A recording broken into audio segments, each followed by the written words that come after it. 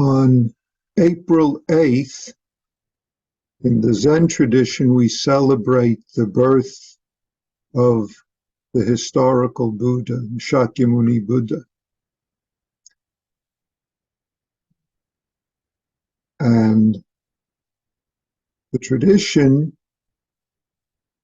includes a depiction of the Buddha on birth, taking 7 steps in the 4 cardinal directions, and then with one hand pointing up and one hand pointing down, stating, quote, "Above heaven, below earth, I alone am the world-honored one." Of course, babies born don't take steps. Nevertheless, as you could see in the Zendo, on the altar above the fireplace, there's a depiction of that baby Buddha. I alone am the world-honored. I alone. In a way, this is a very cogent, terse expression of who our life is. Being just this moment. I alone. Last week I talked with the phrase, Zazening is performative. I want to continue that in a way today. Zazening is performative, is being just this moment. The whole universe being just this moment.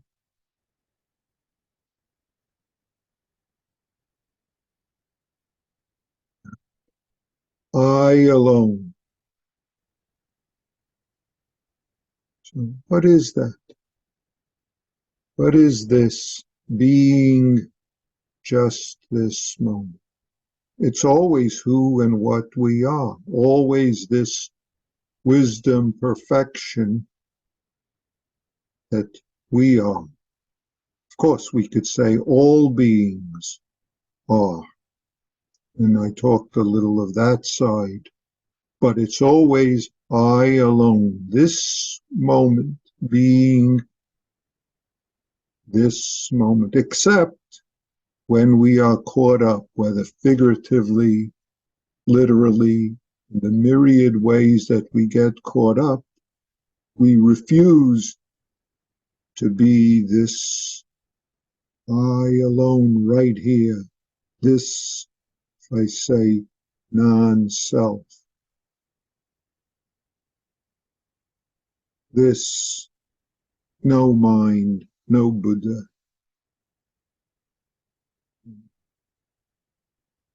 When we say in the Heart Sutra, living prajna paramita, it's not living anything called prajna paramita, it's living this moment, being just this moment that we are. So, I've brought it up before where the Buddha's instructions to Bahiya he says, in what is seen, be just what is seen. In hearing, or in what is heard, just hearing. In sensing, in all the various ways that we sense, just sensing. In sensing, in any of these, even in cognizing, just being cognizing, if we're truly just this, then that takes care of, it's not hindered by any ideas of therefore, thereby, that out there, me in here. This is I alone. This is what no, not mind, not Buddha is. It's living this moment, being just this moment. And yet, as we know very well, we get caught up and therefore must make the effort to notice the being caught up right this moment. Not because there's something wrong with it, but that if we hold on to that caught up, despite being just this moment, we're blinded. And unfortunately, the consequence of being blinded is we make trouble for ourselves, called suffering. We make trouble for others, called greed and anger, and all the variations of that in our life. And it's the variations of that that it's important to notice. So we say caught, holding, and those are generalities. Generalities only in the sense that it allows us, when we notice it, to be exactly this form moment. And that's why when Dogen restates the Heart Sutra in the fascicle Makahanya Haramita, he says, form is nothing but form. Form is exactly form. Emptiness is nothing but emptiness. Emptiness is exactly emptiness. Therefore, there's hundreds of blades of grass, tens of thousands of things, which means there's this moment, whether so-called inside or so-called outside, that is I alone. That's in a way, it's very simple because it's exactly our life. That's the practice.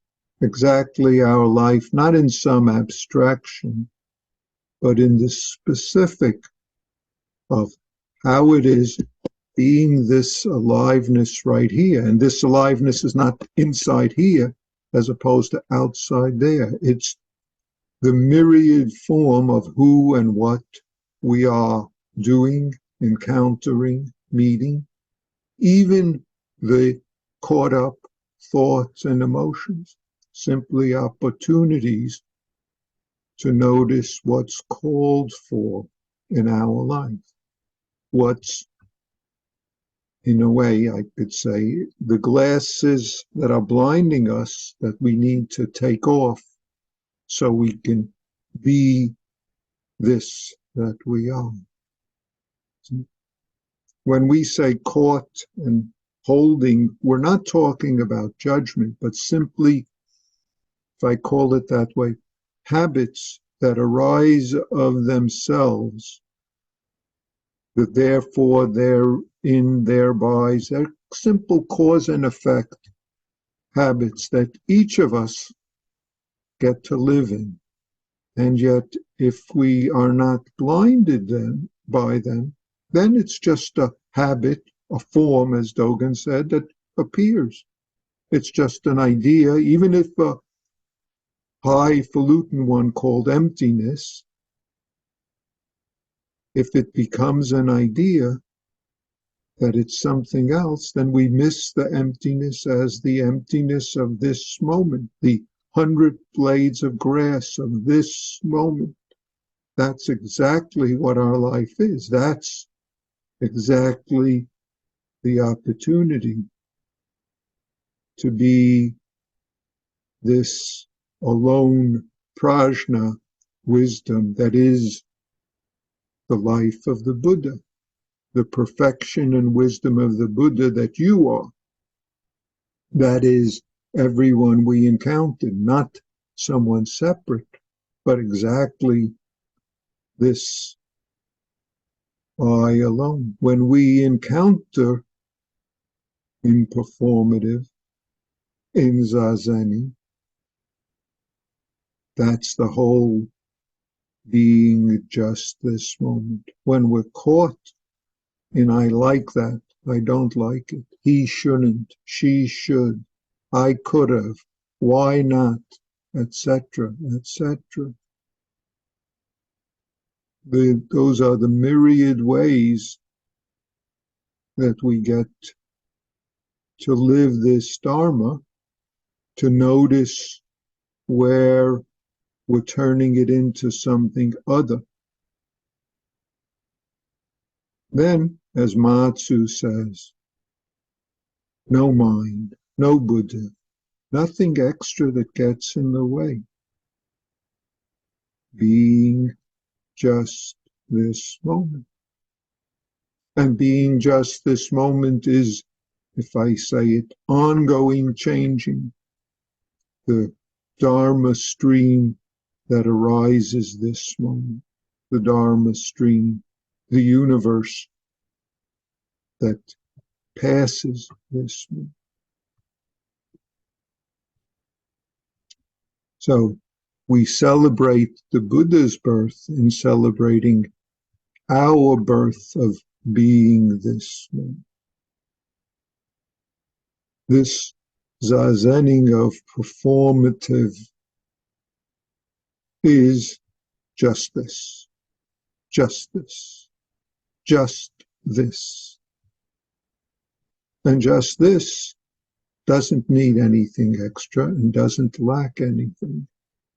And you are this.